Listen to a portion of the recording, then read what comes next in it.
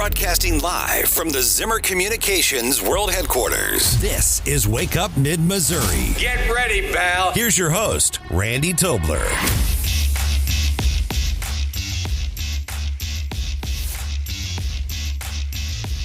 Mid-Missouri, lots going on this morning on this busy Monday morning as the sun is beginning to want to peek up over the horizon.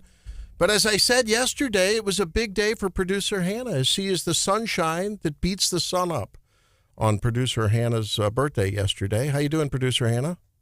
I am doing all right. I'm feeling 24, I guess. All right. And Stephanie... With a quick Taylor Swift reference. Right? Yeah. And Stephanie Bell's there with a lot to talk about. We have a ton going on statewide and things really heating up, of course, legislatively and personality-wise. A big story out there over the weekend. Yeah, I mean, it's not the weather that's heating up this morning. It's rather cold. We had a frost advisory overnight, but tempers were flaring this weekend. Holy cow. We'll be covering that for you. For you guys with ladies in sports, for you women in sports, for moms of ladies in sports at all ages, if any of your ladies in sports or any extracurricular activity are going to are attending any facility that has gets any federal funding, a rule came down on a Friday dump that just has, I think, women across the country outraged. And that's about this Title IX and how we're now defining sex. And it's really undoing a lot that was done to raise the chances of a fair competition for women and some equality in funding for those kind of activities decades ago, now being undone by the Biden administration. And, of course, Saturday, the House overwhelmingly passed a total of about $95 billion in aid to Ukraine, Israel, a little bit for Taiwan. And, Hannah, TikTok tucked in there. The Tic-Tac-Tuck was in there. Funding for TikTok? No, Yay. No, there was a Tic-Tac tuck it away unless it's purchased by a domestic concern. Did you see that? I didn't. Oh, yeah. I'm surprised. Well, you were busy with birthday. And all that border money you forgot. Yeah, I know. No border money, but the TikTok thing is going to come back, and I think there's going to be a lot of fury over that. Chucky Boy Schumer is going to, I guess, bring it to the floor of the Senate tomorrow, right? Mm-hmm. That's the thought. So the number is 573-874-9390 if you'd like to join in on the program. Lots of local stuff going on, too. Huh. To say the least. Yeah. And I was talking with Mike Murphy, who's in for Brian Hauswirth. And, John, I don't know if you saw this story, but another member of the Porter family in trouble. Did you see that? Yep, Coben Porter, who's the brother of Jonte Porter, who was in hot water in his lifetime NBA ban. Now Coben Porter's headed to prison. And that actually came out on Friday afternoon. So the Jonte NBA ban and this prison sentence all fell in the same week. Can you believe that? Rough. Isn't that crazy? Devastating for that family. Corbin Porter's older brother, 24-year-old Jonte Porter, he was the Raptors guy, right?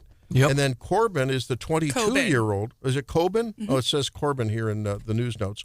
Coben Porter, the brother of Denver. Okay, so Michael Porter plays for the Denver Nuggets. He's okay as far as we know. Is he a starter? He's a starter. Okay. Yeah. Then we have Jonte. Stay tuned. Jonte was a bench warmer, but he had some betting trouble, so he's banned from the NBA. A lot of betting troubles. Now, you know something about betting and trouble. I mean, I don't mean personally, but you deal with you know a lot about that industry. And then this Coben, 6 years in a Colorado prison for the death of a woman in a drunk driving crash last year. Holy cow. Oh, my God. It's just devastating for that family. And I believe Coben was playing basketball at Denver, right, John? He played for the University of Denver. Yeah. I don't know if he still was or not. 42-year-old driver of the other vehicle was killed and a passenger seriously injured. Well, that's justice. That's justice, and it's sad. I mean, people need to think before they get behind the wheel and they're drunk. So we have also this some news on the fire that destroyed the Noodles and Company. Remember that fire? There was speculation as to how that. This is down on. I don't know. One 9th downtown, Street. yeah. Downtown, right? Yep, on 9th. Broadway. Was it 9th? Yeah. Yeah. Apparently, there was some speculation that was maybe a homeless person's initiation of that, and it wasn't. So, and it turned out to be, right? That's according to the city fire marshal. It was a, quote, warming fire. Which is allowed. Warming fire. That's allowed under 40 degrees. They're disallowed unless it's under 40 degrees in the city. So that's interesting. I don't know. And they were lucky it wasn't worse because Columbia firefighters at the time said they were on another call and spotted the smoke and were able to get right over there. Or it could have been much worse. Yeah, that's right. Thank God. I mean, the timing could have been worse. And I was so thankful it didn't spread to other buildings nearby. I mean, those are the kind of things that happen in that kind of environment. The Heidelberg is right there. Yeah. That's kind of a historic location in Columbia. Well, it burned up once before back in the day, if people might remember. True. That's the new Heidelberg. Yeah, you're right, John. And now Columbia Parks and Rec getting ready to take out another homeless camp today. So we'll see what that means for the homeless population in Jefferson City. And there's a big decision coming from the Supreme Court on homelessness. There'll be a case argued today that we'll get into in the daily DC rundown. Good. Ooh, what a I tease. can't wait for that. That's good. Good tease. What a tease. All right. And then now finally today is Earth Day. It's a very important day. I like Earth Day because it's a time when we think about getting into the dirt and planting flowers and plants, and I like doing that. I got some landscaping I have to reclaim in front of the house. I was over at Strawberry Hill Farms the other day. Holy cow, I've never been there before. Oh, my goodness. Karen and the wife of Tex Little, the broadcaster, right? I met her, and then Tammy was a wealth of knowledge as we were trying to figure out what goes where and the height and the bloom time and all that. It was a fabulous time. But it's Earth Day today, and I know that a lot of people might say, oh, come on, that's a liberal thing. Well, no, not really. Conservatism is about conserving and taking good care of the planet. We just don't have to destroy our economies to do it. I know there's a big celebration in Columbia. I think there'll be a big deal down there as well. Boy, the kids took over the grounds of the state capitol like nobody's business on Friday for Earth Day.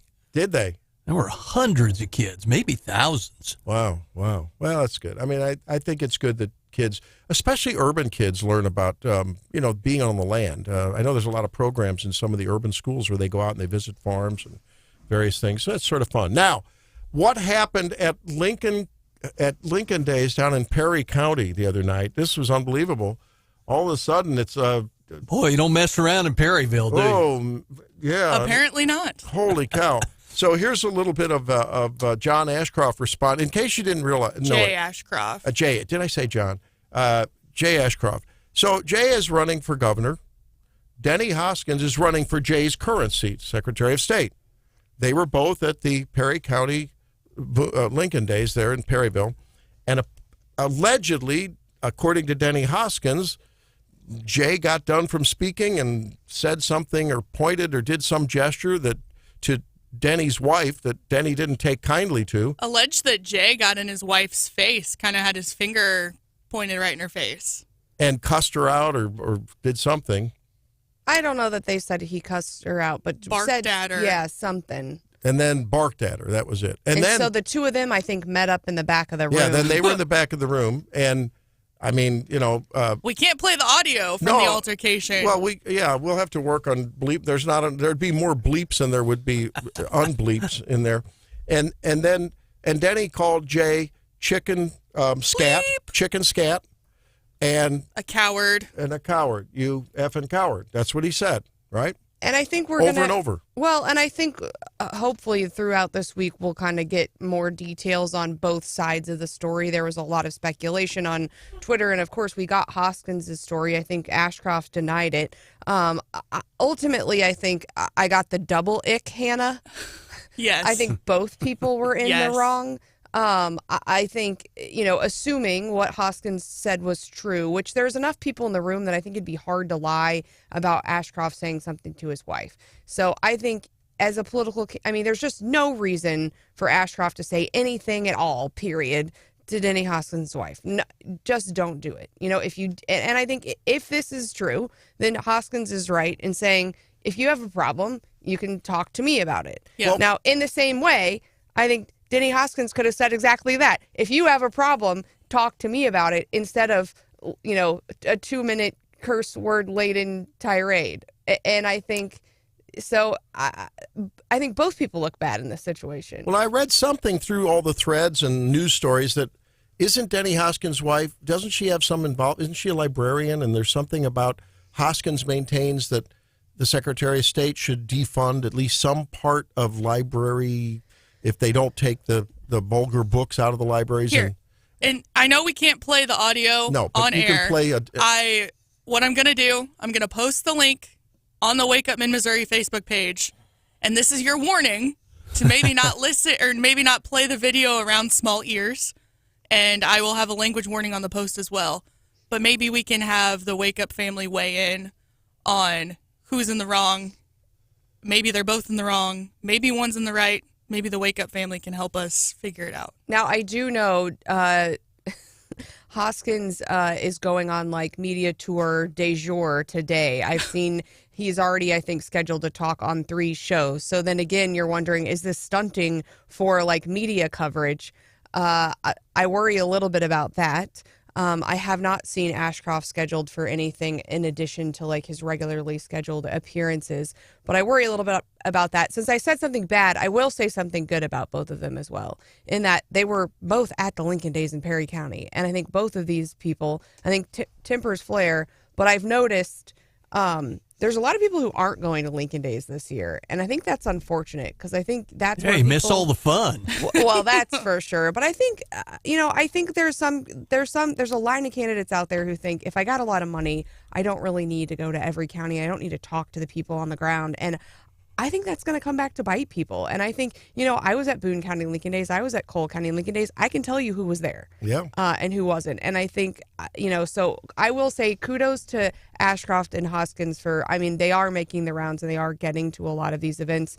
We do need to cover the reactions of some of the other candidates to this whole ordeal. And the alleged filmer of the video. Well, we should note that this was posted by Adam Schwadron, or at least, right? I mean, right. Who's an opponent of Denny Hoskins, who calculated, or else he wouldn't have posted it, that Hoskins looked bad in this moment. Well, now, if you're running against the guy, you'd get your camera out too, I think. Oh, right? Even if you weren't running against but it could be that a lot of chivalrous men would just say, "No, I'm go, Denny."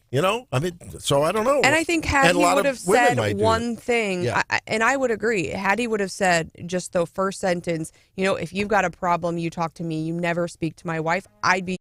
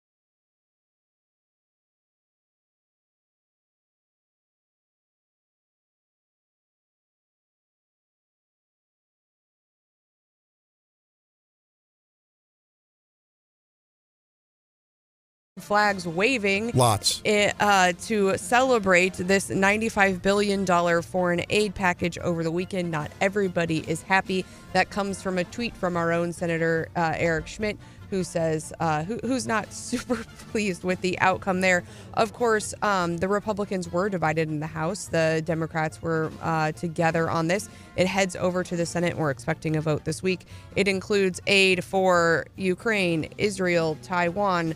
Nothing to do with the border, which is, I think, a lot of why you saw some Republicans voting against it. Maybe perhaps why you saw Marjorie Taylor Greene say on the Sunday shows that Mike Johnson's speakership is over. She's gaining support. She's got Thomas Massey, and now she's got someone else with her too. Yeah, there's a third congressman who's come out. Yeah. So she is gaining support there with her displeasure with Speaker Johnson. At the same time, this TikTok thing, I think, really could be a hang-up. It's really interesting. I think they mounted a great defense early on and had their own users. They were pushing out messages to their own users to try to call their congressmen and women, although that in some ways backfired. I think here there are some issues because people say, well, it's not a TikTok ban. They just have to divest. There are some issues because TikTok's so popular. It would be enormously expensive for someone else to buy and would really limit the pool of people who could actually purchase it. And at the same time, I think China would. My understanding is that you wouldn't, even if you bought it, you wouldn't necessarily get the algorithm. So, what use is it to you in paying a pretty penny for something when you don't really have the secrets behind it? So I think that might garner some more debate over the next week. At the same time, the Trump trial is beginning today. We did jury selection last week, so we are starting with opening statements today, and then we are expecting the first witness to be David Pecker, the former chairman of the National Enquirer, and for them to start really with this whole catch and kill theory. And so we should be seeing him shortly, although we're not.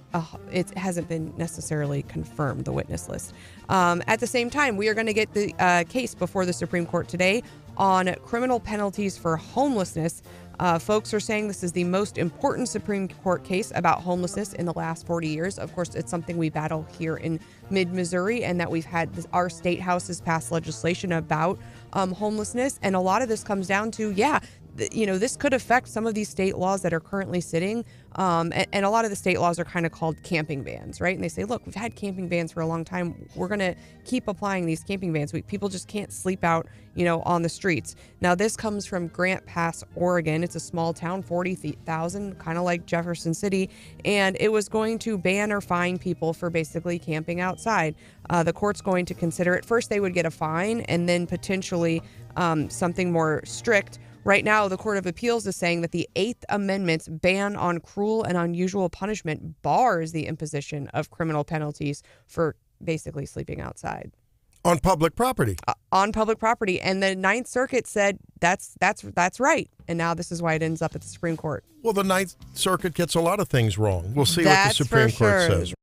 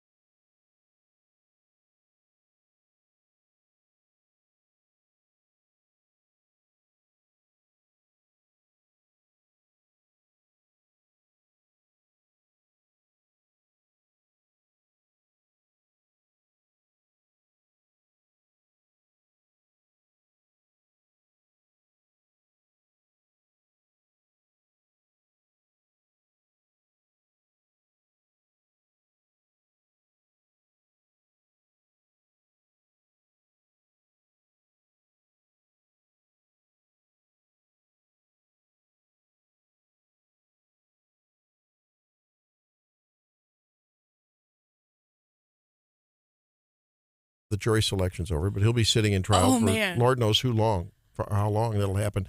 Some program notes now. It's coming up at 7:08. Scott Faughn will be here. I'm interested to see what Scott's take is on this whole Ashcroft versus Hoskins, or Hoskins versus Ashcroft throwdown down in Perry County at the Lincoln Days the other day. And then also what's going on with we had a little flap. We had a little flap last week that I think we've had a flap started with Lincoln Huff saying something about Bill Eigel's stamina to discuss budget issues. So Bill is going to be on Senator Bill Eigel will be on the program at 7:35. So he'll be on. You won't want to miss that and see what Scott has to say about that whole deal at 7:08. So it's going to be a very fun-filled 7 o'clock hour. Not to mention that then we're going to be talking about some of the big issues, the trial, the J6 trial, along with Jack Fitzhenry from Heritage, because I want to talk to them about this Title IX thing and what this means. Stephanie, I know that you, being a woman, have to be concerned about women's rights to have their own bathrooms, and only play against women has to be on your mind, right? And I know a lot of women share the same sentiments. If this thing actually does go through, the rules where now sex, according to the Biden administration, rules promulgated on Friday by the Department of Education, say federal funded facilities, if you get any money, sex is now determined by your gender identity. Yeah, and I think so. The final rule is out, and I think they're saying that universities are going to have to comply by August 1. So I'm hoping the lawyers step in. It's some pretty incredible things. I think the final rule is something like 1,500 pages. So I will say I have not been through the whole thing since Friday. You slacker. I know. Oh, man. What's the matter with you? Was too nice. But my understanding, is that not only does it affect women in some ways, that it also would have implications for your sons and in the way that investigations are conducted. And this came up a number of years ago in due process. And so right now, if the university is conducting an investigation, if you're a male and you're accused, you would have the right to cross-examine the accuser, and this would remove that power from you. And that essentially the unelected university bureaucrat is the, is the prosecutor, the judge, all the things. And I think that's, for men and women, is any removal of due process there, I think we should be really concerned about. Who was the coach we had on recently, the female coach? And when we asked her about Title IX, she said, back in the 70s when Title IX came into being, this was designed to level the playing field for female athletes. I think that was Kim. Was it Kim Russell? I think it was. Former collegiate lacrosse coach, right? Yep. At Oberlin, I think. And that was her take on it. It's like, we didn't design this to single people out. It was designed to level the playing field so, girls' sports could get the same kind of funding and access that men's sports had. Women getting the short end of the stick again. Yeah. Well, look, I mean, you talking about it's a good Southern lacrosse Boone reference. Yeah. Are you talking about Southern Boone and the the controversy about the renovations at the stadium there? I mean, I wasn't talking about that specifically, but that's Exhibit A. Right. Yeah. I mean, it really could apply. It was put off through the football season and the boys' soccer season until, at least that's the way it appears, until the spring season. It's tough. So, I don't know. We'll have to see where it goes. Now, Hannah, this TikTok thing, there's a lot of people saying that, look, forget about the social aspects of it. There are a lot of people that do small business on that TikTok platform, right? Is there an option on the TikTok platform like there is on Facebook where you can boost your post for extra money, or is it all a level playing field? No, I think you can pay to promote. Probably, yeah. There's also, they launched in the last 6 months or so, TikTok Shop. Have you bought anything from there? I haven't. Oh, I have. Have you? Yeah. So basically, creators that have small businesses can kind of use TikTok as a merchandising platform, right? And a lot of it's like products that you would normally get on Amazon are over there, and people are promoting them. And I was actually just before I heard about the TikTok ban, just in the last week, thinking, is this cutting into Amazon's revenue at all? Is Amazon at all concerned about it? Because if I was them, I'd be really concerned about it. And actually, a lot of people have been frustrated because TikTok used to just be like organic content, and now I would say like every third video is someone trying to get me to buy like a water flosser or a nugget ice machine. Yeah. Oh, there's so, and they're over and over and over, and finally you're just like, fine, I'll buy this thing if you just go away. But Amazon doesn't have that kind of like organic platform reach where, I mean, they do. I guess a lot of people do like Amazon favorites in Instagram, but you can literally purchase right within the app. Yeah. Well, Amazon gets, 40% of the online sales is what I've read. And now you guys have talked about this Temu, right? Is another competitor? Temu, according to the Temu? Super Bowl. Yeah. Well, I tried to call it Temu, and you corrected me and called it Temu. Well, yeah. So I don't know if I can call it Temu. I've called it Temu for so long. Do I stand uncorrected then? Well, you stand corrected with the company, which I guess if anyone knew how to pronounce the name of the business. Oh, yeah. Look at that. Oh, yeah. 99% of people, 99% of people called it Temu forever and ever and ever, and then they came out with a Super Bowl commercial, and that's right. We're trying to figure out if they're like trolling us by saying it's actually you say Temu, I say Temu. Let's call the whole thing off. Taylor Swift reference is what it is. I actually ordered several things for the wedding. Did they show up from Temu? They did. They're very hit or miss. And if you're unfamiliar with the platform, it's very cheap. Like China, like straight from a boat on China stuff, right? Right. I'm trying to think of what we specifically ordered. I know we ordered like tea lights and fairy lights from Temu. Oh, yeah. Some like faux floral things. And not all of them were winners, but the return policy is pretty easy, and so it's kind of worth I thought the return gamble. Policy was nil. Like, you're stuck with this. Is this like Oriental Trading Company on steroids? Yeah. Kind of, sort of. Okay. So like Alibaba. Yeah. You just take it back to like the UPS store, the FedEx store, whichever it was, and it's like free to return it. It takes a bit to get your money back, but every time I think of Alibaba, I think of Aladdin. Yeah. Da, da, da, da, da, da, da, da. Well, and I think that's where I don't understand yet fully on the TikTok shop if you're getting something that's from, because it's cheaper than Amazon, but the products look nicer. And so I'm like, am I getting an Amazon product or am I getting a Temu product? Because that changes the game for me. And I don't know. Like, I don't know where this stuff's coming from. It looks What better. did you order off of TikTok shop? Oh, I've ordered a whole bunch of stuff. Do you feel comfortable sharing with the class? I'll have to look because I order from a lot of places. Uh-oh. But no, I've ordered things. I think mainly makeup. Yeah. And I think because they were selling name brand makeup that I was familiar with, the name brand, I was like, all right. And you trust it's the name brand, the real deal? I hope it is. So like that online Molex watch. Yeah. I can just see her getting anything that has a little red in it is actually some ground up stone from the nearest quarry, and they mix it in a slurry and call it some kind of fancy name, right? It is fun though. I have seen sort of a TikTok trend where folks will order something off of Temu, pretty much fully expecting it to be junk. Like someone ordered a chainsaw off of Temu, and you just kind of unbox it and laugh at how terrible it is. Those are entertaining. I ordered like a shoe rack for my, like off of Temu, and it came and like it is. If you put one shoe on it, it's gonna fall over. Like it was like made for a Barbie house or something. It's teeny tiny and just rickety. It's not great. Don't order it.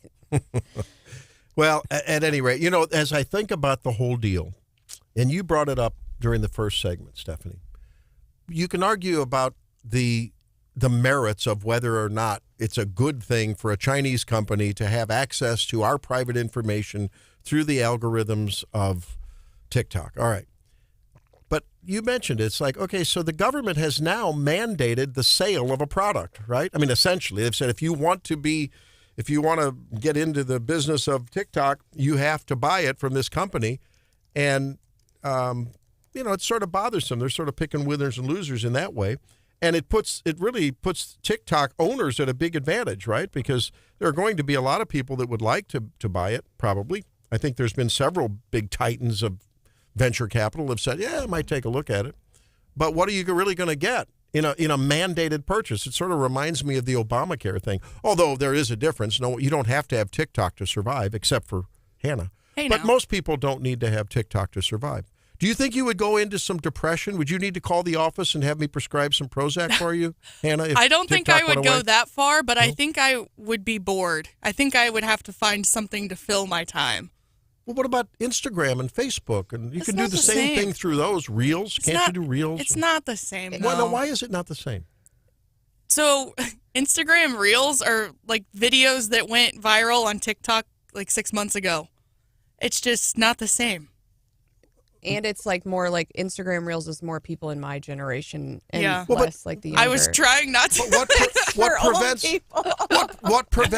what prevents a migration of young people into the Instagram space and taking it over like you have the rest of our lives?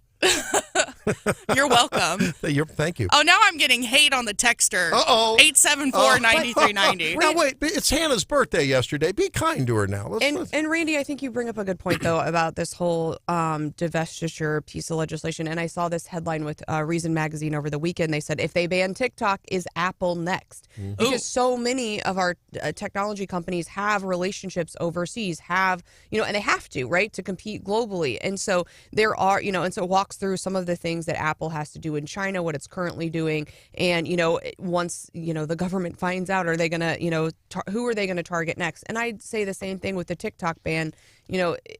I think one of our homegrown companies and U.S. based companies should have had the technology by now to take them over, like Instagram did with Snapchat, for example. I think they've cannibalized a lot of that. It's been kind of interesting. Watch some of the names that kept popping up in the news, like, Steve Mnuchin and the guy from Activision. I can't remember his name and all, but some real power players have actually talked about, maybe being the ones to get TikTok and not just their non-bite dance folks. Right. But then again, I mean, so beyond just, hey, someone here should do it, just banning TikTok isn't going to necessarily solve the problem, because TikTok is just like the flavor of the week. And I think that, there are other things that are going to pop up. And I think just like Florida's ban on all social media for youngsters, what social media, is the current group of social media companies going to be that group forever? No. And so I think it's just really going to be difficult going forward to enforce and continue to play in this space without some sort of broader view. But even libertarian-leaning legislators have said, when you hear the intelligence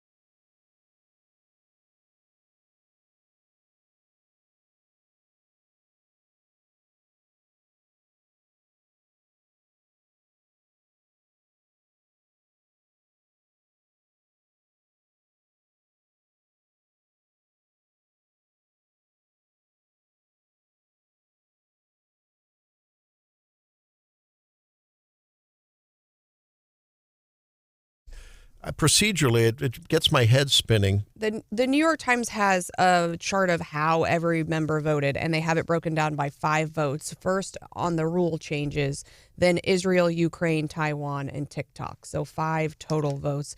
And I know we were getting a text about, I didn't see Luke DeMeyer's name on the list. It appears he did not vote. And that might be why you're not seeing his name. I had a question from a gentleman at church yesterday who listened to the show who said, next time Blaine's on, would you ask him why he hasn't voted since March 20-something? I hadn't checked into that. I wasn't aware of that. I'll have to do a little fact checking. I don't know. Maybe he's not been there. Maybe he's been somewhere else. Maybe it's not true, but this is a reliable individual. It looks like a lot of our Missouri delegation voted in favor of funding for Israel. They voted in favor for the TikTok ban. Many of them voted against the Ukraine aid. Okay. I know Mark Alford did. He voted against that. And again, tying it to border security. But I think we can all agree, no matter how you voted, Representative Corey Mills from Florida, I think, has some wise words. It is a sad day in Congress. It is a sad day in America when people proudly fly the flag of a foreign nation in our United States chamber. And you saw the little mini Ukraine flags flying, the blue and yellow. I mean, everyone was proudly waving the flags. I mean, what in the world has it come to? I mean, I don't recall them ever. Have they flown Israeli flags? I don't think so. What's the obsession with Ukraine? I mean, it is the breadbasket of Europe. And if you think about it, this angle hasn't been brought up. It's the breadbasket of Europe. If Putin gains control of that, and I talked with Jim Talon on Saturday about this on my Saturday show, it's a big deal because you think about this. What does defending Ukraine, is that tantamount to having some defense of our national security interests? That needs to always be the big question we ask.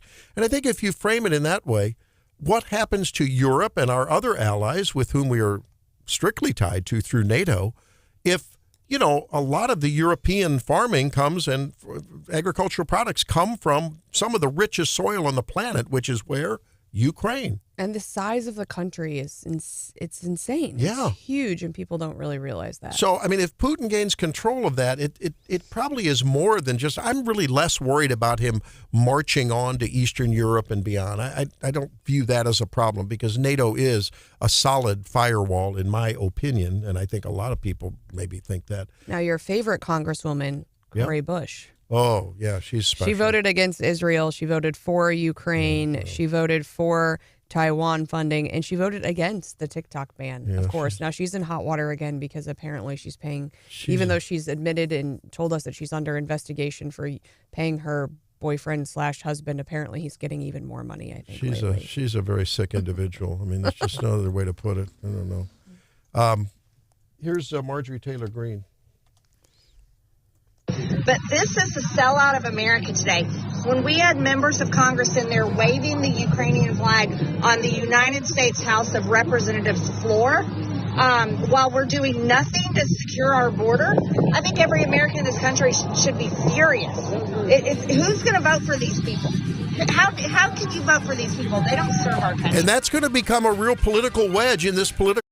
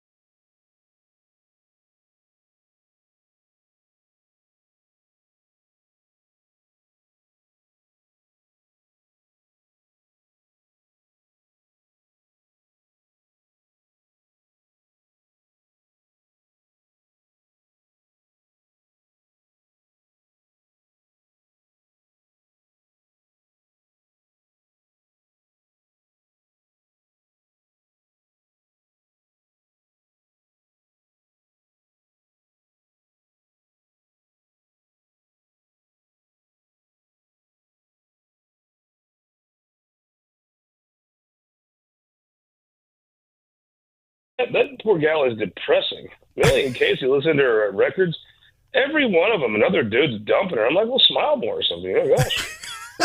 I don't know if I'd say that poor girl. She just made the Forbes billionaire list.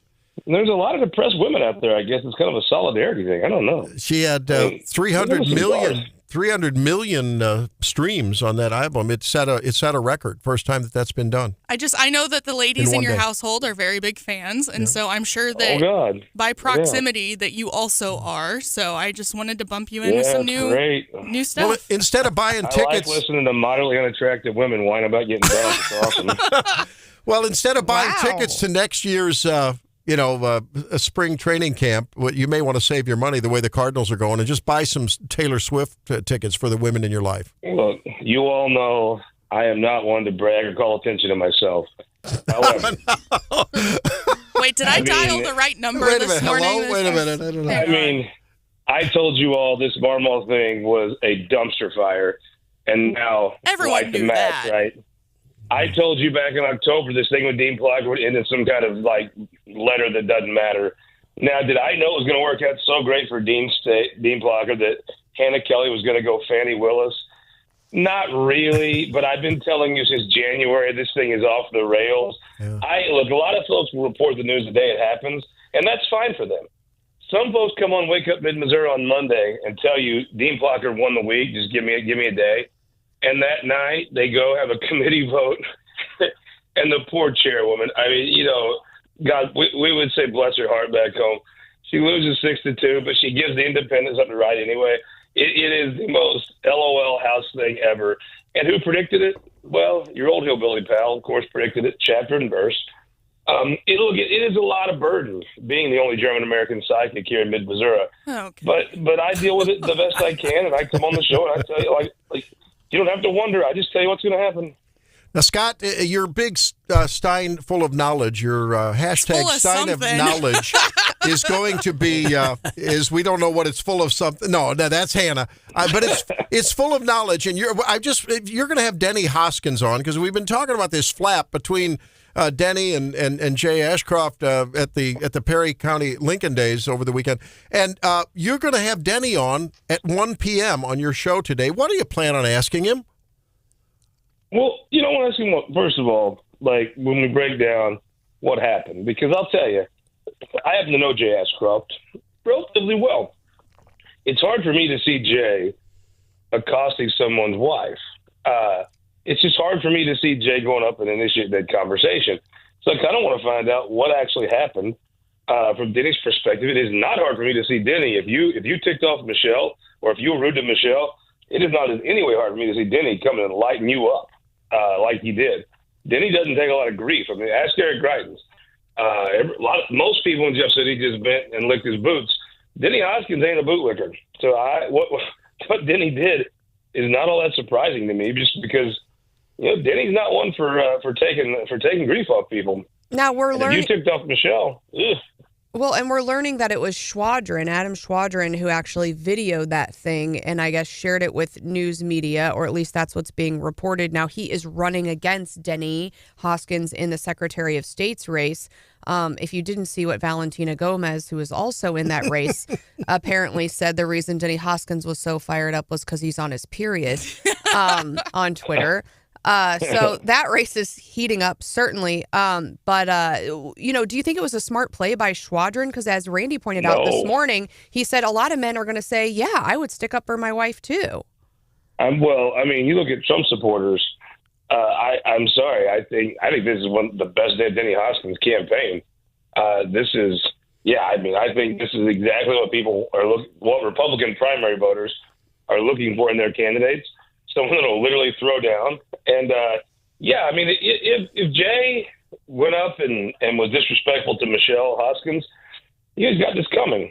I bet you Jay's take on it's a little different on what happened, if I had to guess. We'll go through that on the show at 1 o'clock. You can find it on our all social media feeds, This Week in Missouri Politics, YouTube, all kinds of places. We'll talk with Denny about a whole host of issues. But, yeah, we're going to leave with this. And I think if I'm Denny Hoskins, I want every primary voter, if they can only see one thing about me, I want them to see this. What's interesting, though, is I have not seen, and I've tried to follow the threads and the comments on them as much as I can, but I have not seen anyone come out and validate that what Jay Ashcroft said or gestured to Denny's wife was incendiary or was rude. Because wouldn't you think, with people sitting around the table, at least one or more of them would have been sympathetic to Denny's case in defense of Michelle and come out and say, yeah, Jay was over the line? I haven't seen any of that. Have you? Well, I've not seen that yet, but I think you're going to find a lot of folks don't want to be in the middle of this. I mean, keep in mind, if you did a poll today, Jay Ashcroft's still the front runner for governor by, I don't know, probably mid-single digits now. It started off, it would have been 20. It's probably mid to high single digits. So there's not a lot of folks lining up to call you out when you're the leading in the polls to be governor. But I'm going to ask him, say, hey, who saw this?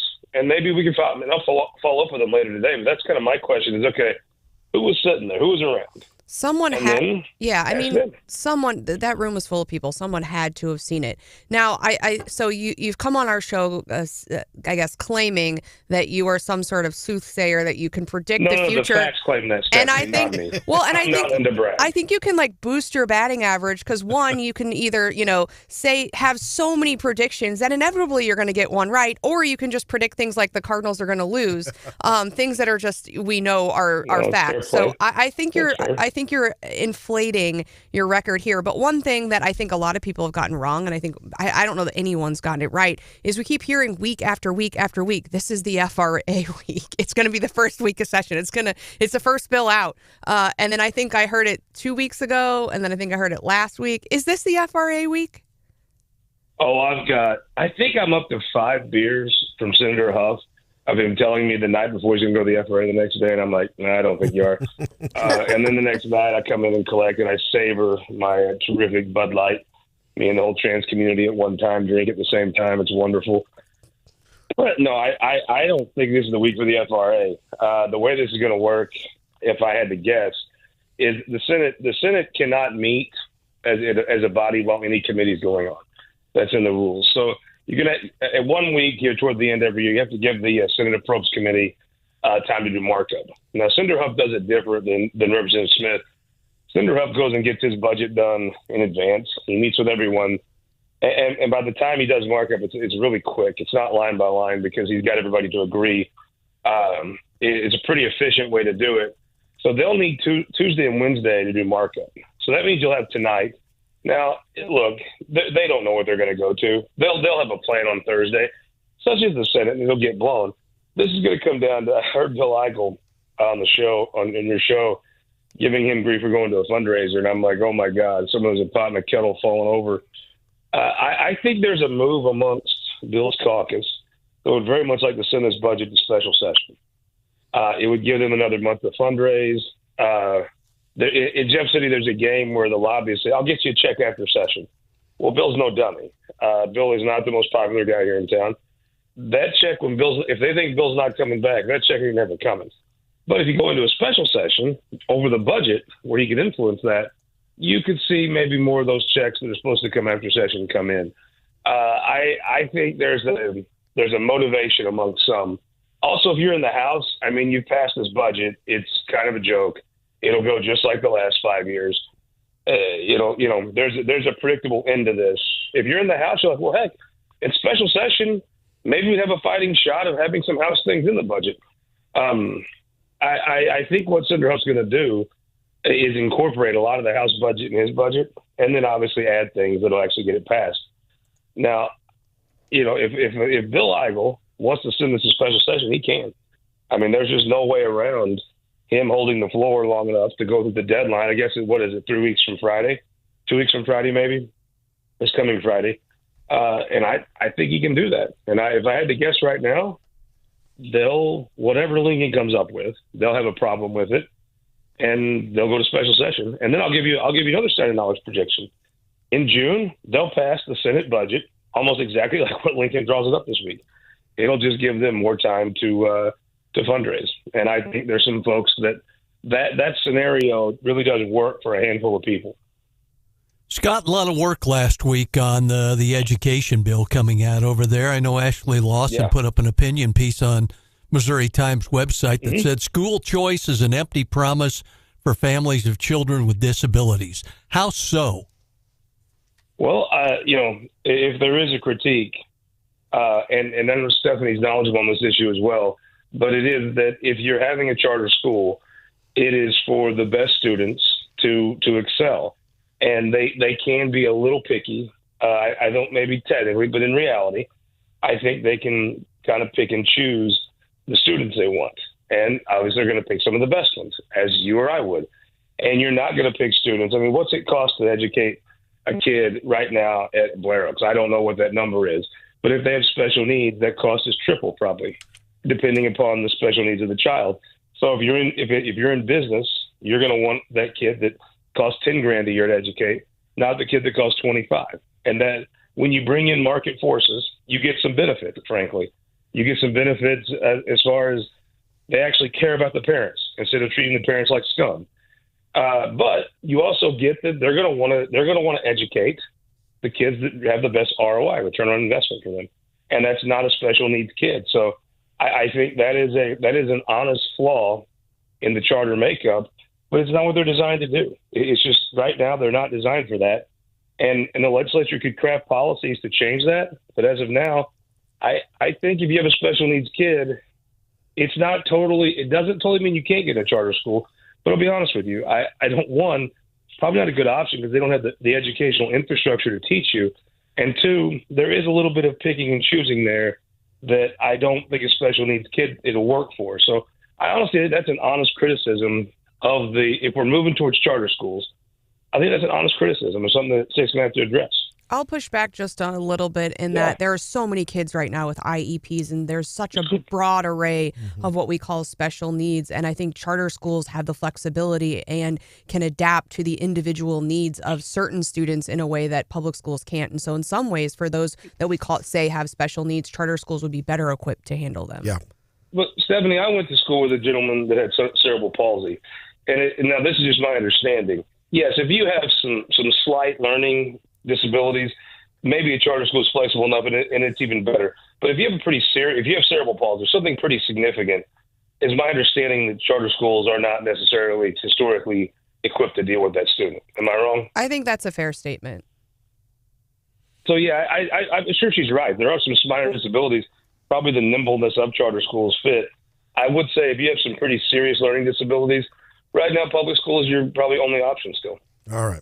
Well, Scott, that's an awful lot to talk about. I wish we had more time, but I know you need to suit up and get your armor up for Denny Hoskins and see what he's going to come out with.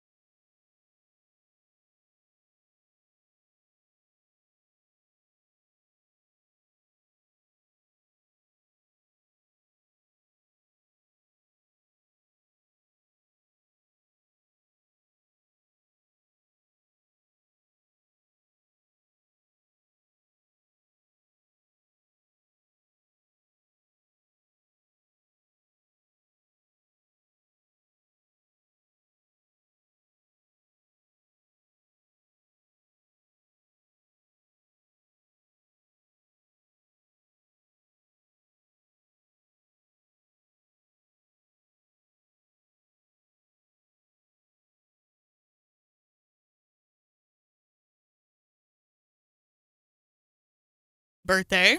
There were a gazillion of them, and I felt very loved. And I could never respond to all of them. But just know I read them all, and I'm very appreciative. Are you going to be disappointed if, as one listener warned, I might put kale on your birthday cake? Yeah, I would be disappointed. Okay, I won't do that then. Okay, I won't do that. I appreciate it. And I also appreciate that Miss Taylor Swift dropped not only one album, but a secret double album 2 days before my birthday.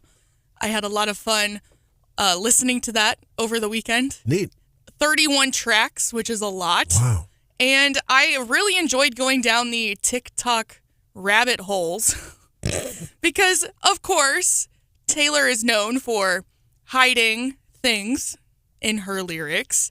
She's really good at teasing her fans leading up to releases. Her fans could probably go work for the FBI. Because they're so good at, analyzing and digging too far into things and finding hidden Easter eggs. But one of the songs that's getting the most attention, it's called Thank You, Amy. And Amy is spelled A-I-M-E-E. And there's 3 letters in that are randomly capitalized. And it's the K, the I, and the M. That spells out, of course, Kim. And Taylor Swift has longstanding beef with Kim Kardashian. And that is just one of the many hidden Easter eggs. Hang on. Yeah? Amy doesn't have a K in it. You mean in the Thank You, Amy? There's a K on the thank? Title of the song. Oh, okay. Yeah, the whole title, not just Amy. Okay. Yeah. So the K is capitalized. That's a real in stretch. That's a real stretch, Hannah. But not for Taylor, it's not. No, not at all. That's an easy one. Is that what People she does? are saying it's so obvious, maybe it's not actually about Kim. But one of the lyrics is something to do with, then your kid comes home singing my song. And Taylor Swift and Kim Kardashian, of course, have longstanding beef, all related to the Kanye West microphone yank thing way back in the day. On the award show? Yeah. And there is a TikTok out there of Kim's oldest daughter lip syncing to a Taylor Swift song. So it's all signs point to that it's a diss track for Kim Kardashian.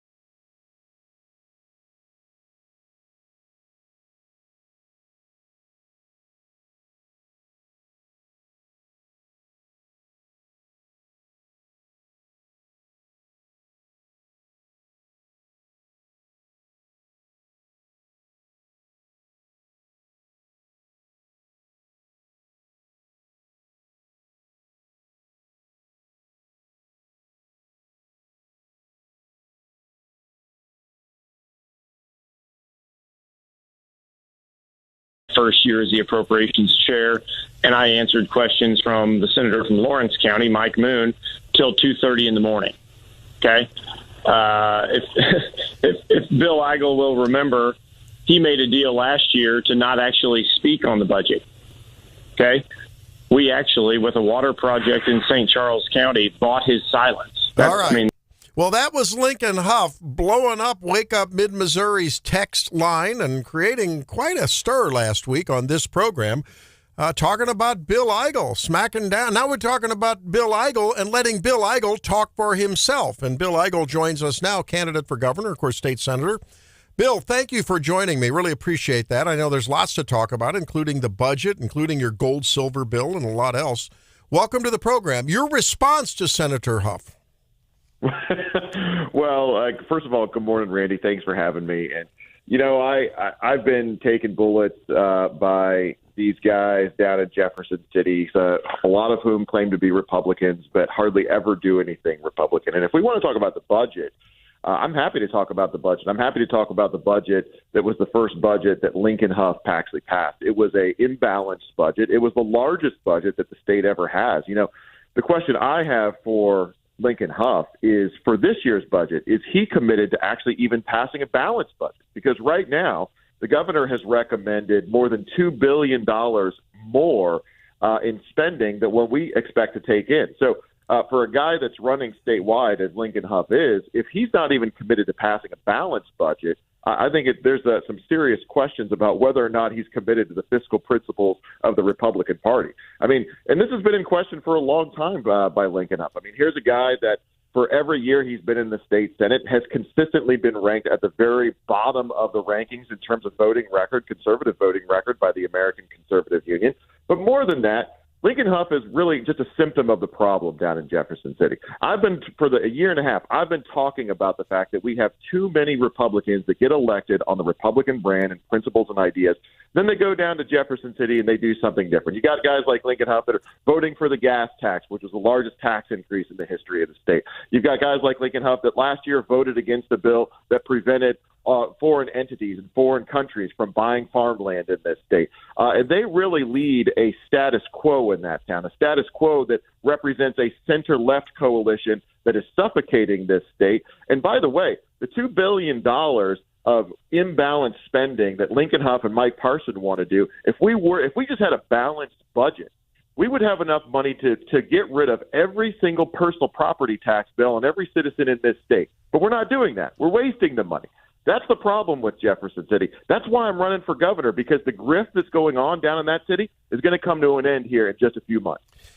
Bill, I saw the pie chart and a little line-by-line reporting on the budget, and boy, it seems there's an awful lot of money coming from the American Rescue Plan, and there's other money that seems to be sort of, quote, one-time improvement projects. And when I've asked legislators about, well, they sound good, one time, build this, build that, but then you have to maintain it. You have to staff it. Someone needs to administer it. You know what I mean? It seems like we're sort of obligating ourselves for a lot of future operating expenses that I'm worried in what I think is the coming downturn we may not be able to fund. What say you? Well, you're absolutely right. I mean, look at what we passed in that budget that Lincoln Huff seems to be proud of last year. We spent more than $10 billion in new decision items, one-time projects. These are called earmarks. In fact, I refer to last year's budgets as making earmarks great again. Some of the things that we were purchasing with that so-called one-time money. We bought a synthetic meat laboratory for $30 million that we're going to have. We're going to be producing synthetic meat on the back of the taxpayer dime to compete with our cattle ranchers. Lincoln Huff passed that. We spent $50 million for private sports stadium upgrades in Kansas City. The women's soccer team in Kansas City got a brand new parking lot for several $1 million. We built a concrete overpass on the top of I-70 for I think it was $26 million. This is the kind of waste that's going on in that budget, in addition to all the one-time building and other infrastructure or what have you, upgrades that Lincoln Huff piled into that budget. So, yeah, we wasted a ton of money. In fact, if we would stop wasting so much money, we would actually be able to do the things like get rid of the personal property tax or the income tax. In fact, Here's another big thing. There's a lot of you're right. There is a lot of federal money in there. In fact, half of our budget is now federal appropriations coming from the federal government. That makes Missouri the most dependent state in the union. The most dependent state in the union on the federal government to pay our obligations. So we're more, thanks to Lincoln Huff and Mike Parson, we are more dependent on the feds than Illinois, than New York, and California. That's the legacy that this guy is leaving behind. And nobody down in Jefferson City is doing anything but cheering him on. And by the way, this week we're going to be sending the budget bills through the Missouri Senate Committee on Appropriations. That's Lincoln Huff's committee. We didn't do this last week because Lincoln Huff was busy having a schwanky fundraiser right there in Columbia, where he invited every special interest to come on and write him a check before he wrote a $53 billion budget this week. You talk about corruption going on. This is corruption. This is the corruption that's happening in the corrosive environment that's going on down in Jefferson City. This is the status quo that I keep talking about every time I go and visit another Republican event all over the state. This is why Republicans are furious that they elect all these Republicans to Jefferson City, but then those Republicans go down to Jefferson City and they just join with the Uni Party down there to spend more of our money, suffocate our state, and put future generations of Missourians in a bind to where we're not going to be able to pay our bills in a few years. And it's all thanks to a guy like Lincoln Huff and Mike Parson, who are going to be remembered as such. I'm the guy that's the anti-establishment and is going to put a stop to all this nonsense. Senator Bill Eigel joins us on Wake Up Mid-Missouri this morning. Senator Freedom Caucus said that we've talked so much about the federal reimbursement allowance legislation in the rural hospitals and all. You guys have said you're going to filibuster if there's not a sunset or an expiration date included in this. Elaborate. Absolutely. If I had to pick out some of the priorities that we want to see done in the last 4 weeks, passing one of the biggest healthcare taxes on our hospitals is probably not among them. And let's be honest. I hear all the Chicken Littles down in Jefferson City saying, "Oh my gosh, what are we going to do without this $4 billion that we might get through the passage and extension of this tax?" Well, in a $53 billion budget, without $4 billion, that means we're going to have a $49 billion budget. A $49 billion budget is still up from $27 billion budget that we were passing in my first year in the Senate back in 2017. So I get a kick out of the moment anybody talks about making that budget even a little bit smaller, suddenly the world is coming to an end. And that's Jefferson City talking. I think that we could easily pass a budget that not only gets rid of that $4 billion, but actually makes the budget a heck of a lot smaller than that. I will commit to you guys right here on your show this morning that in my first year as governor, I'm going to cut that budget, the overall budget, by 25% in the first budget that I submit to the legislature.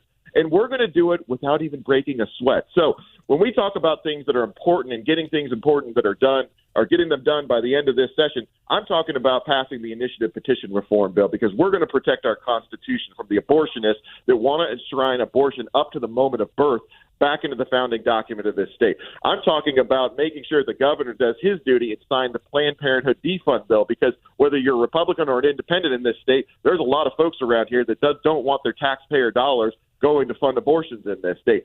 We're going to see what we can do to actually cut the tax burden. We're still hopeful that we're going to get a personal property tax cut because that's what people are actually talking and getting excited about. But we're going to have to overcome the swamp. We're going to have to overcome the status quo. And if it means me standing up on the Senate floor, reading the dictionary for the next 4 weeks because I don't want to pass a bill that's going to tax our hospitals into oblivion, you can bet we're going to do it. Bill, I led a rural hospital that really I think would be existentially threatened if that federal money, that matching money that comes along with the federal reimbursement funds, if that didn't happen. So how would you protect the reality of rural health care in Missouri? Because it's a big deal. The reality is, Randy, that none of the problems in this state, none of them, whether it's rural hospitals, whether it's the economics of the state, have anything to do with not enough of our money going to government somewhere. I've said this over and over and over. So in a $53 billion budget, if we've got to take out what is less than 10% of that budget, less than 10%, then taking care of those rural hospitals can be done with the remaining $49 billion.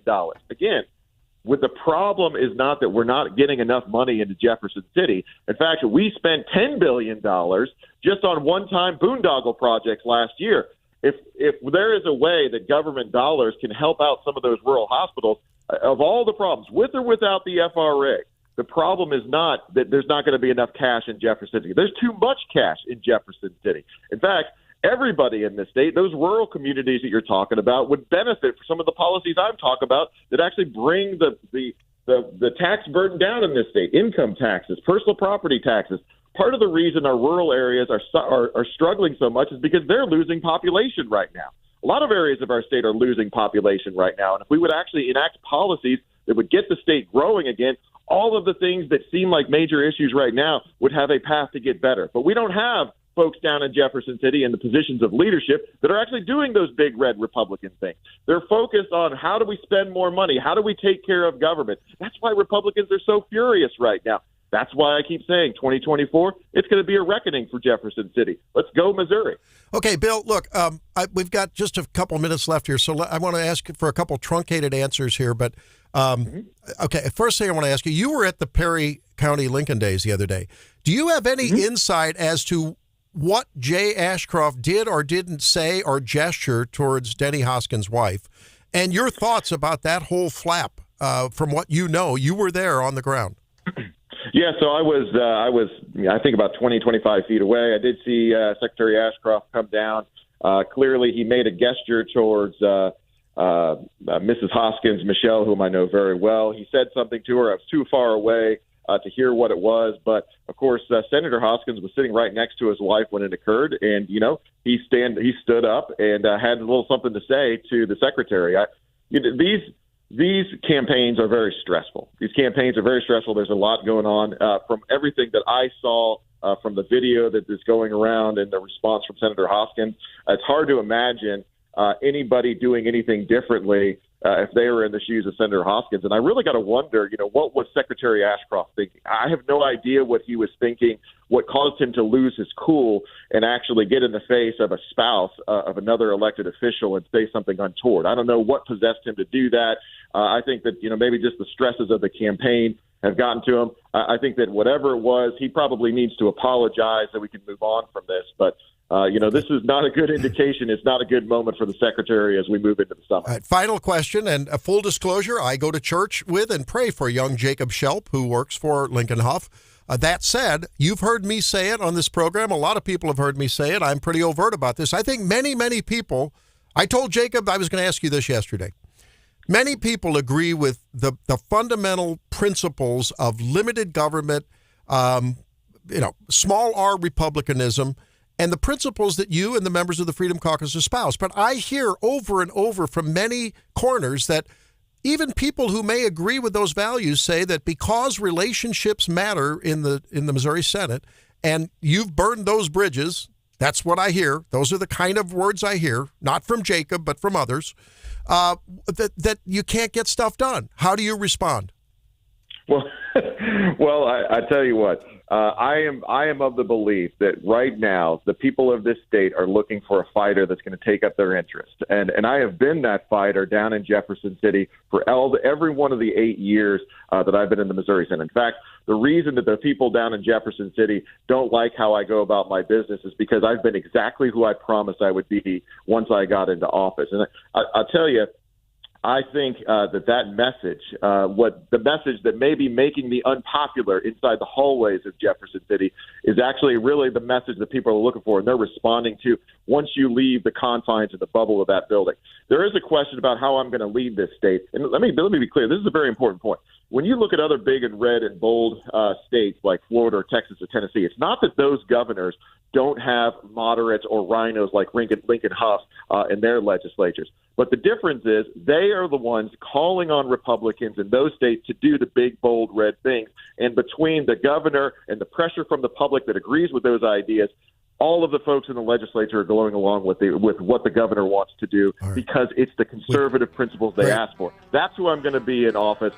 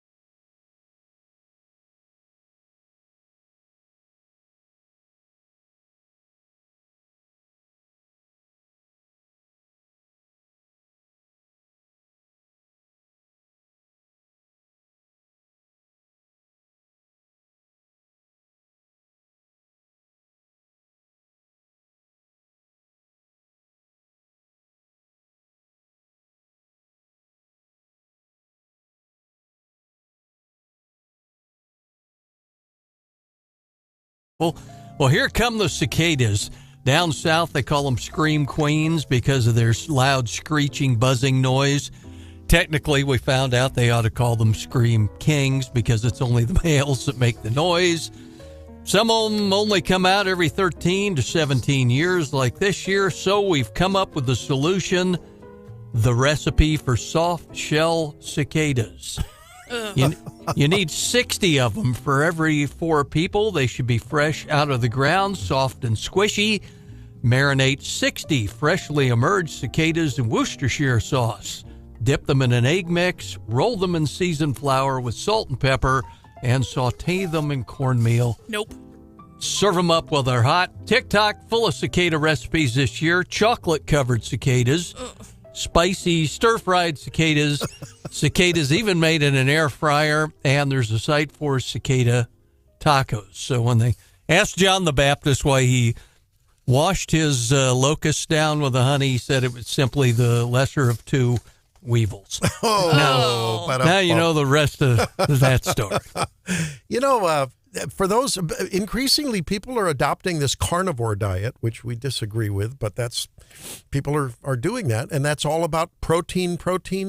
So maybe this is an opportunity for them to really double down on that with a little variety, a little diversity in the diet. Well, and I think so much about eating is visual, and so it's the legs for me, like the creepy crawly thing. Thank you. And so I think if you could remove it, just like you peel the little legs and the shell off the shrimp. Or on the, I love octopus, but I don't like to see the little sucker things on the bottom.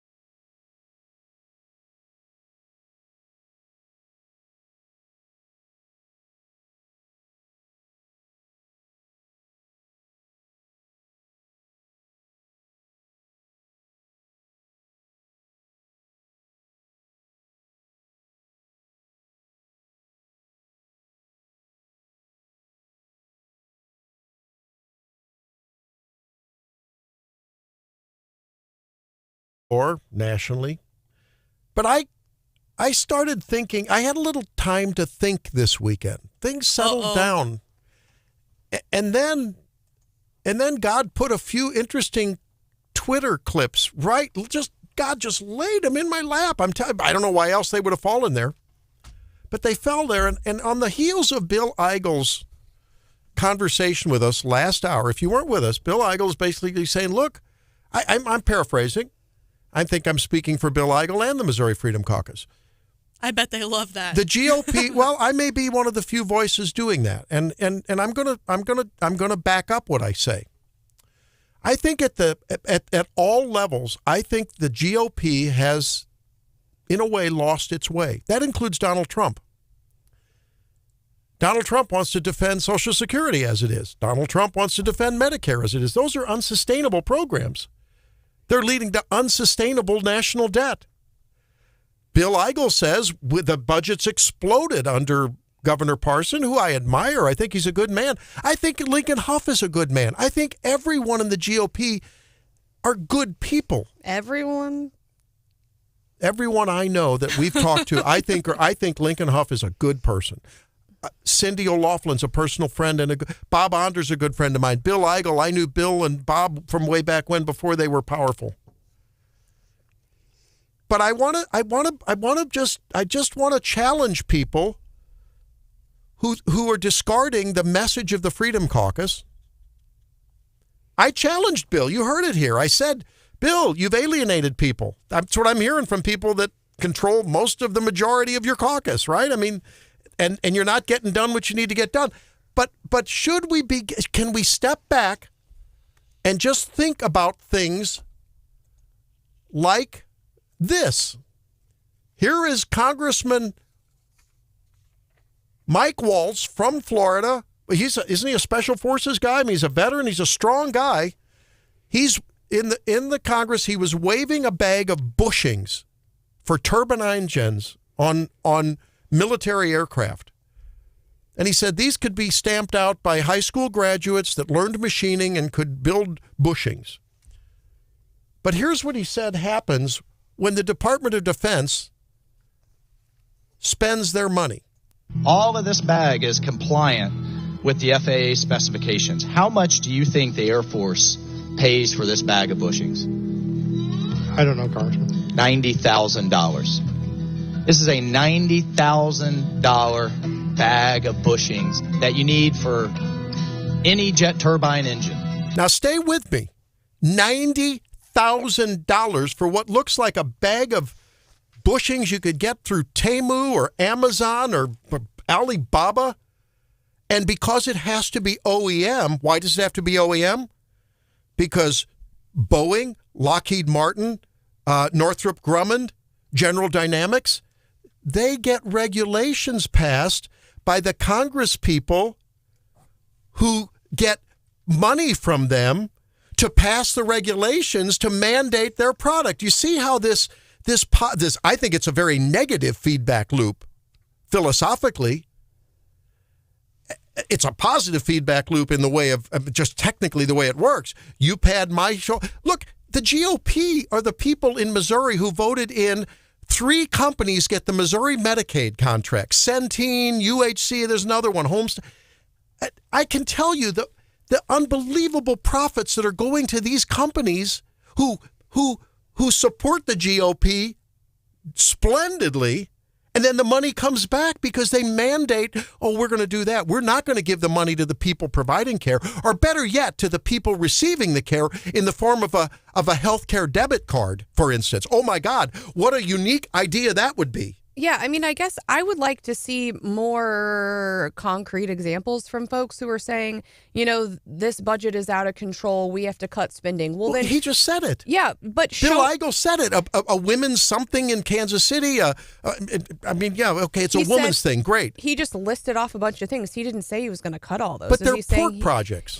But we also heard from Senator Huff that Bill Eigel sat down last year because he got his water project in St. Charles. You're right. So he didn't stand up on the floor and argue against any of those things last year. Absolutely. So if you're gonna say these are all bad things, but you still apparently you voted for them, or at least you didn't protest at the time you needed to, then don't come talking to me about those projects. Valid point. The other things are, if you're going to cut spending, then give us an actual plan. Show me last year's budget or this year's budget, and show me a markup. Show me what you're going to cut, and then let the people decide if they want your version or this other version. And I think we hear a lot, but I think actions speak a lot louder than words. I got a text and they said, whatever happened to the Hancock Amendment? That was originally designed to limit the size of government. Right. You don't hear Bill Eigel saying, hey, you know what? We aren't bumping up against that Hancock Amendment. What I'm going to do is I'm going to go out there and we're going to lower it because we're no longer bumping up against the limit. And because it worked for a while to limit the size of government, let's ratchet that down so that way we're returning these funds. Why aren't we hearing? I mean, if that's his plan. Good point. Give me the specifics. I mean, it's easy to say you want to cut spending or you want to limit the size of the government, but I mean, you're there now, and you're not. And I don't see any plan from you. So what are you doing? But does that mean just because he may not be tactically right, does that mean we should discard the strategic message? And listen to this. This is an older clip, but this is from a guy who really talks about what I think we as conservatives, whether you're in the so-called swamp or whether you're outside it, should we look in the mirror and consider this? Prior to 1913, the American people had direct veto power against spending policies of the federal government, because in order for the federal government to borrow any money, it had to go to the people. There was no central bank it could go to. It had to sell bonds. If you didn't want to go to war, you didn't buy the bonds. If you didn't want this pork project that the government had in mind, you didn't buy the bonds. It was a very simple system, a Republican system whereby you had veto power, economic veto power. And it worked very well until 1913. What happened in 1913?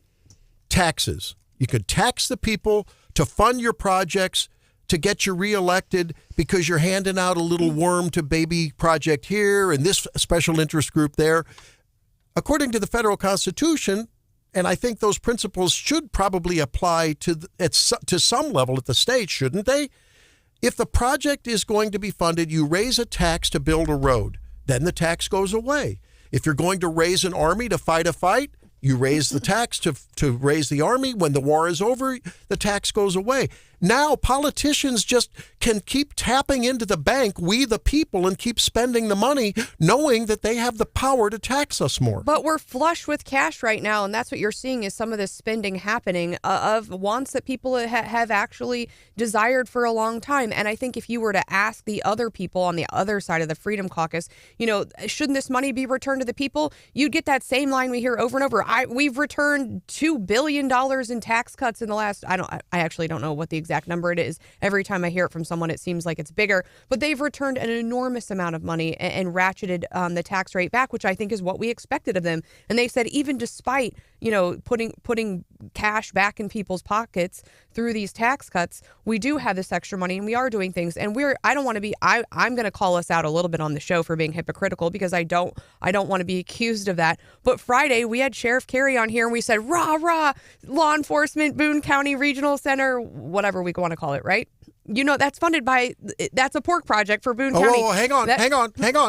That we're all very excited about. Wait a minute. I will defend that. I'll defend that one. I'll die on that hill. Why? That's public safety. I will die on the hill that I still don't understand why we are asking some taxpayers to pay for the raising of other people's children. Mom and dad are fighting. What do child tax credits have to do with constitutional responsibilities of the government? But every county has a little project, whether it be water or, stadiums or whatever. I mean, and stadiums are different, I get, than law enforcement. Did you hear him say we're funding artificial meat?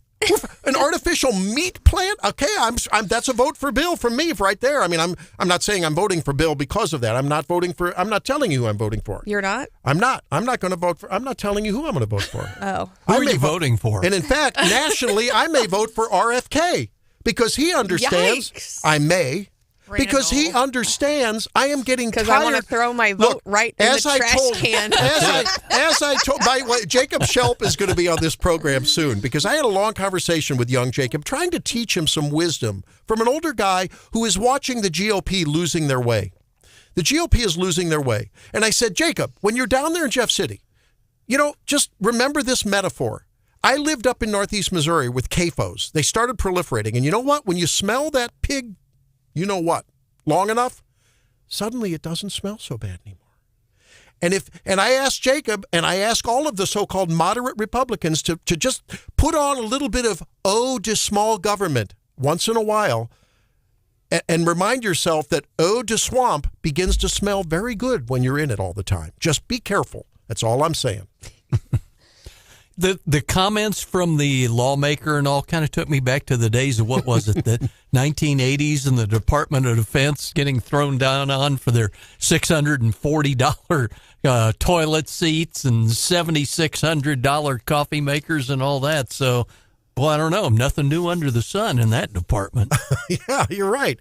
No, so look, there are legitimate places for government spending, but is it in all? Are we properly constructing the government's role in our lives when we keep answering every Of course, I'd like a in the words of Austin Powers, I'd like a gold-plated toilet seat, baby. But it's not going to happen because that's not the government's responsibility. And pretty soon, I'm afraid we're at the tipping point. Here's my message. Here's the altar call, everyone. Are we to a point now where everyone has their hand in the pocket of everyone else's taxpayers' pocket through the federal government and the largesse that politicians now can use to buy your vote? Should we just admit it? We're all socialists now. And it sort of reminds me of what happens with the fundraisers at schools. My wife and I used to scratch our heads. So our daughter wanted to get a fundraiser for this because of the pom-pom squad, and they're going to sell a smoked turkey for whatever. And then the FFA, you buy a basket of fruit. Everyone's writing checks to everyone else, but you're getting checks from everyone else. What if we just kept our money and took care of ourselves? I mean, or that's like everyone's going to get their cut. So it's the same as like dealing with health insurance, right? Like when they come to me and they're like, hey, if you donate $100, your kid can get this toy that's worth 5 cents. And my kid wants a 5 cents. I said, look, I'll give the school $10 directly. Yeah. We'll go to Target and we'll buy that thing for 5 cents. Yeah. And we best of both worlds. Yeah.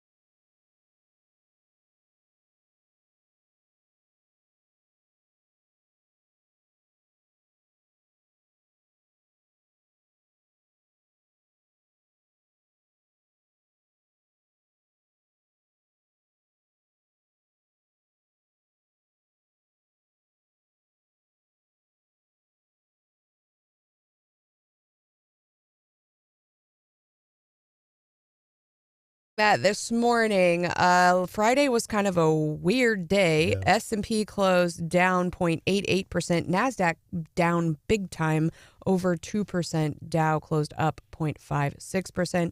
We've got technology and communication services down, utility and financial services up this morning. Let's check them out. All of the indices we watch are in the green. So we've got Dow up 0.6, S&P up 0.62, NASDAQ up 0.72%. Wow. So maybe a positive outlook for your Monday.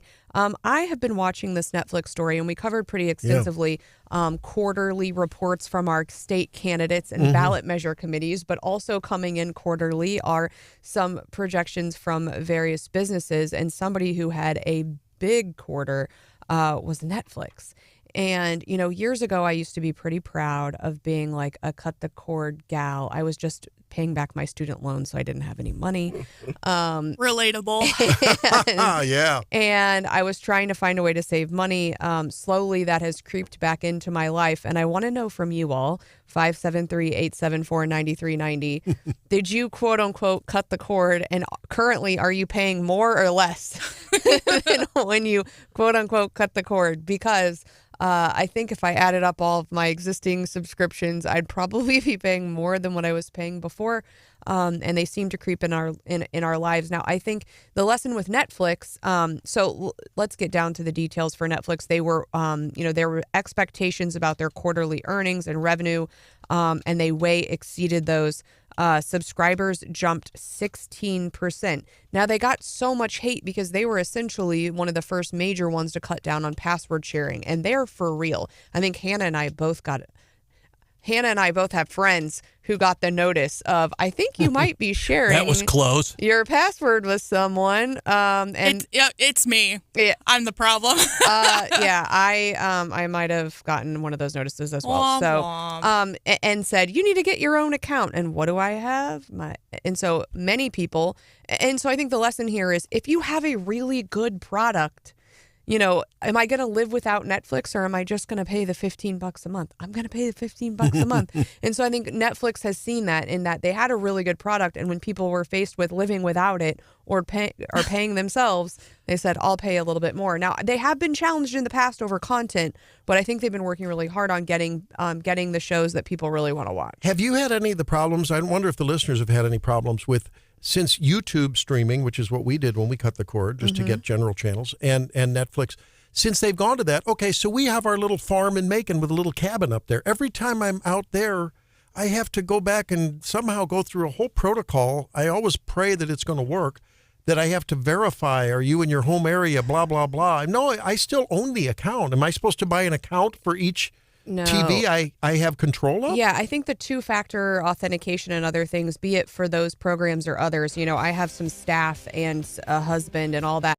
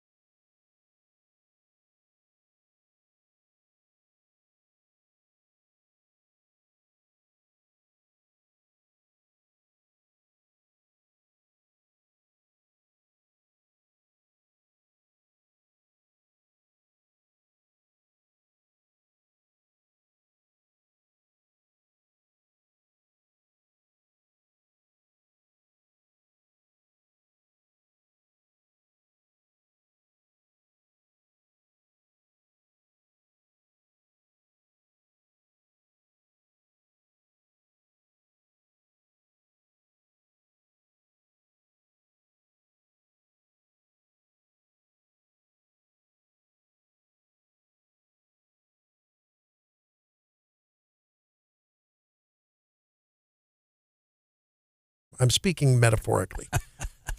Joe, we were kind of wondering. RFK in some recent polls is stealing more is stealing from Trump because of his independent spirit. And I just got done talking about GOP losing their way and getting lost in the swamp. Okay. But if you're a Joe Biden fan, some of the new CNN polling is not very pleasing. Listen. What are you seeing behind the numbers that might indicate why this is all happening? Yeah, I think there's a lot of talk in this campaign about the lesser of two evils.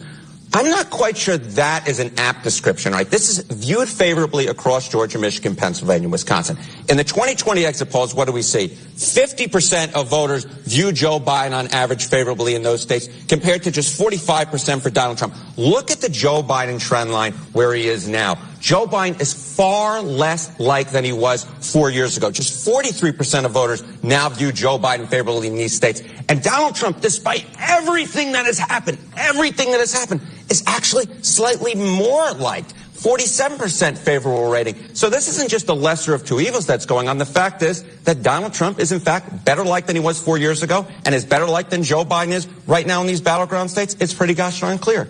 So interesting stuff. And Stephanie, despite the multiple indictments, 90 some odd, right, charges, despite all of the negative press that, the mainstream media has tried to give him, his favorability continues to rise while Biden falls. And the trial going on in Manhattan has a chance of even magnifying that further, no?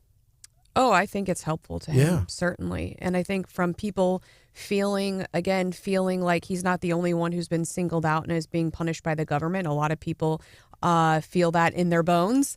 I think the other thing is the border and the economy is what is driving folks to say, you know what, I think Trump probably had it right. And I think every day you wake up, and if you think, am I better off now than I was under Trump? And I think more and more people, if they look in the mirror and answer honestly, are saying, I wish we had mean tweets. I wish we had mean tweets and low prices for eggs and bread. And especially in those groups that were part of the Biden coalition in 2020. I mean, a lot of those minority groups are splintering off, whether it's the black males. Now we played, I tell you, there's a great clip of a woman in Chicago, downtown Chicago, giving it to Brandon Johnson and the council because someone in her neighborhood, a young lady got shot to death. The mother watched her bleed to death on one of those random, misfire type things through the window. And how come the opioid crisis money is going to these migrants? How come it's not going to my neighborhood where I need it? You're seeing a lot of that. And speaking of this whole RFK thing, though, that you brought up, and I saw that I was dialing around the Sunday morning chat shows, and the NBC guys said that RFK Jr. is taking, according to their polling, taking numbers away from Trump. And I was like, wow, really? Yep. That's because, there was a campaign ad where he's calling him out. He says, Mitch McConnell said it on the floor of the Senate. Hey, don't worry about this $115 million at that point. Now it's going to be, $180 million going to Ukraine, whatever. He said, don't worry, that's coming home to our contractors. That's money laundering. RFK called it what it is. It's money laundering. It's essentially a handout to our defense contractors. That's the way with the monies that are sent to Israel. There's attachments to those. Say that, for instance, you have to buy U.S.-made M16s and things like that. You can't buy them from FN in Belgium or whatever. If we send you this money, you have to spend it with American defense contractors. So what are we being told a pack of lies that this is all about our national security when I'm asking the question, not making the statement, asking the question, is this really about our national security, or is it about padding the accounts of defense contractors where do you think their money is going to support? The very Congress people who are voting in this whole interesting circular, money deal. And look at the career path for the retired admirals and generals. Where do they go, a lot of them? And who gets fleeced? You and me, the American taxpayer. Hey, by the way, Stephanie, speaking of access to legal services, MU Law School is rebooting their justice clinic. for low-income residents. So they held a grand opening Friday for a clinic that provides legal assistance to low-income Missourians. The Child and Family Justice Clinic's goal is to assist Boone County residents who need help with domestic relations and family violence cases. Yeah, I think that's really good. They've also got a really robust veterans clinic at the law school, and I think anything they can do to actually use those law students for good, I think is helpful. And good training. Well, yeah, and certainly helpful for the law students in actually learning what it's like to be a lawyer. Right. So that's an important thing. There's also some other things that we've been following this morning, and one is the interesting 5.5% increase in the superintendent for Columbia Public Schools. I don't know that's interesting. It's expected, but I think, if we're talking about getting fleeced, I mean, the guy hasn't had a stellar record, I don't feel like, and he's made some pretty public statements, and there's some articles out about CPS reacting to the passage of SB what is it? SB 727. Did I get that right? Education reform? Yeah, 727. And so, they're not happy about it. And they say, of course, it's going to hurt Columbia Public Schools, but they acknowledge our test scores aren't great. At the same time, Dr. Yearwood got a 5% raise. So if you want to know how much he makes, that's $261,000, $640. Hannah, you could pay off some serious student loans with that kind of money. I don't would need to have to get a student loan with that kind of money. For a school district this size, I think that's competitive. It's not about that, but I mean, it's just about performance. Now, on the other hand, we like to look at both sides of the story. Remember when I think Brian Hauswirth did a story on him, and we may have even talked to him about the fact that the attendance numbers are abysmal, right? Mm-hmm. Well, that does directly impact student achievement. There's no doubt about it. And so, in a way, he's paying the price for truant students. What the heck can he really do about that? I don't know. Can he do a lot about it? Can't he do a lot about it? What authority does the superintendent really have? Yeah, some jurisdictions, they go out and fine or jail the parents if their kids are truant. I'm all for that. That's right. Well, the board voted to extend his contract through 2027. I think we do need to keep our eyes on that, because I think it was just over in Wentzville where these contracts often have some really terrible buyout provisions. It's like $1 million for that gal. Oh, yeah. So if you are fired for cause, even if you are fired for cause, oftentimes the school district gets left on the hook for some sort of contractual buyout. So I think I wasn't pleased to see a 3-year contract extension for him. Maybe his agent is the same one as Ollie Marmol. There it is. I'm sorry. Pretty good. Scott Faughn's chuckling over that one, right? Oh, man. I tell you. But there is a limited amount that school officials, that school teachers can do. And this is something. And where does the buck stop? The buck stops where? I think when Brian McGraw, when Brian McGraw was hired as superintendent in Jefferson City, I'm thinking the money they gave him was slightly over $200,000. $220,000 is what sticks in my mind. But that was, it was a couple of years ago. So. Yeah. I saw him. Competitive. He opened that scholarship ceremony the other day and told a good story about how you bleed for the schools. You take the blood and sweat. And he told the story of how I guess he was walking into one of the buildings, and I guess a sliding door. He stopped to talk to someone. The door had opened. It closed, hit him in the face. He literally bled and had to be sewed up by the school nurse. Or no, not sewed up, but glued. Had to be glued by the school. Super glued him back together. Yeah, right. Huh? It was great. It was a good story. So he said, "Boy, I'm taking one for the team too. We all bleed for Jefferson City schools." So it was fun. So, yeah, but I don't know. So you said, where does the buck stop? Where does it stop? What do you think? I think if you're talking about education performance and test scores and all of that, yes, parents have a role at home. But I don't think that we can just say, well, the school district can't do anything, because clearly some school districts are doing something and they're doing really well at it. So I think, I don't think I expect them to parent my children, certainly not. But when we're talking about educational performance and whether or not, if we look at those test scores, most school districts are at 50% just proficient. We don't have a majority of our students that are proficient for their grade at reading and writing. And I think the buck for that stops at those school district leadership. Maybe it has to do with the culture within a community where those students live. If you live in a culture, a blue culture, I'm circling back to it. You can run, but you can't hide. I'm circling back to it. I think there are plenty of really good. For example, my sister taught charter schools in Nashville. Yep. She was in inner city. Most of her students had no English at home, and I'm not talking Spanish at home. I'm talking Middle Eastern all over. So I mean, tough situation if you have no English at home trying to teach kids writing. They outperformed most other schools statewide. In writing, in reading, in those kinds of things. So you can have a blue community and you can still do well and teach well and educate students and lift them up out of an otherwise not so great situation to set them up for success. You can do it. You can. There are instances here where it's not happening, certainly. My generalization about the blue community was going to go here, though. If you live in a culture that you expect other people to pull the cart that you should be pulling, that's what happens. You start divesting your responsibility, and you start saying, "Oh, it's all the schools." And when the kid gets home from school, I got to be on my cell phone. I got to do my TikTok. I got to do my Facebook. I got to do what? I've seen it. And again, I come from a biased standpoint because I started to see this when my dad was near the end of his career in a big school district in St. Louis, Lindbergh School District. And he was seeing it happen then, and he predicted it. He said, look, the parents continually come to us when their kids aren't cutting the mustard saying, how come my Johnny got an F? Because your Johnny's not performing, because you're not standing over Johnny's shoulder. But it goes both ways, because if they're standing over Johnny's shoulder and they're doing the projects, which I see you other parents in Southern Boone doing this, and I've seen it, and I told my kid, I said, guess what? Mom's not going to show up to work with you when you're 25 to do your job, so she's not doing your science project for you.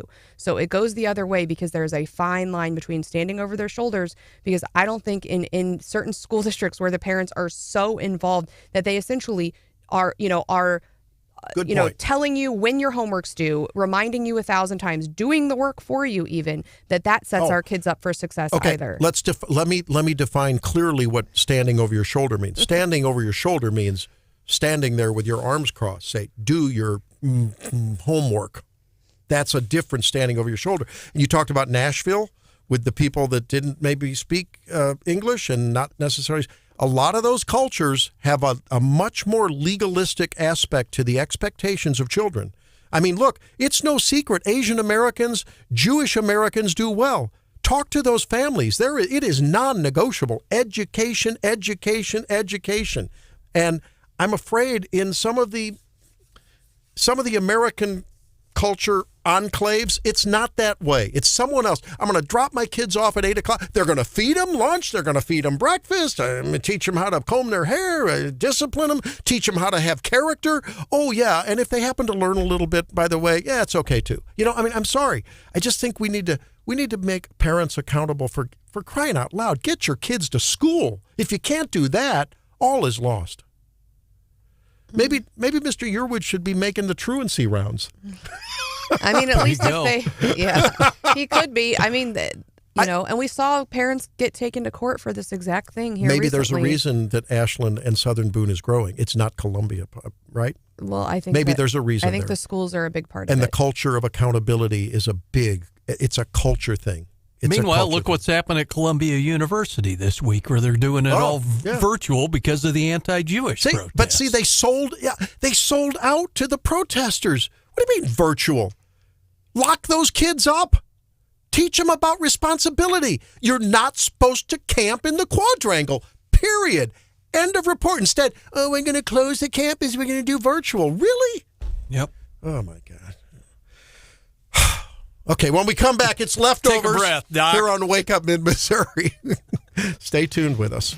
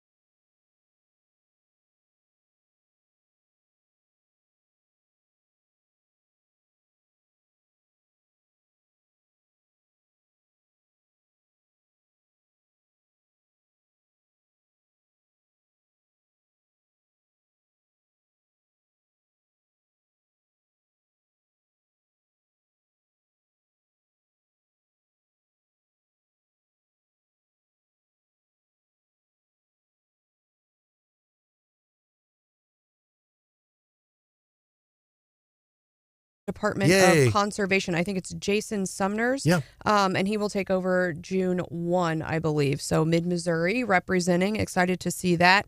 Also, I saw this weekend the Crossing was raising money to go to Love Columbia to provide transitional housing and coaching to people who need it. The Crossing's a church here in Columbia, Missouri. It's for the Extra Mile Housing Project. They raised more than $1 million. So I think when talking about getting fleeced and using public money, it's so nice to see folks coming together and using private funds to help neighbor to neighbor. And $1 million is going to go a long way. Congrats to the Crossing and all of those who worked hard on that. There's a lot of bucks, but an awful lot of sweat equity that's going to happen this Saturday for Columbia. So I know we're going to be a part of that. I hope everyone out there is as well. And they did, I think, serve Jeff City last weekend. A lot of volunteers out and about, and there was a cleanup in Ashland. They were everywhere. Yeah, that's great. Cool stuff. And boy, I mean, the more we can emphasize that when we do it together in our communities, it's so much more efficient. The money goes further. It has much more meaning. It restores community.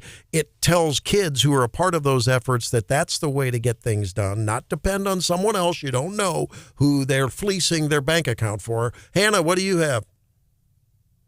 I haven't read the full release, but we have gotten word this morning that Missouri is getting $156 million from the feds for solar power expansion. Womp womp.